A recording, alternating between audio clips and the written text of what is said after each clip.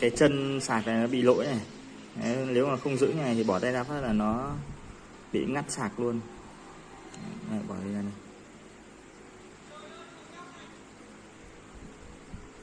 Đấy, ngắt luôn. Không có chỗ nào có nước hết á. Một hôm trong lúc vào rừng đi năm, người đèo khát nước, người dân nghiện cái sông dừa chứa đầy nước đèn nước cho dân.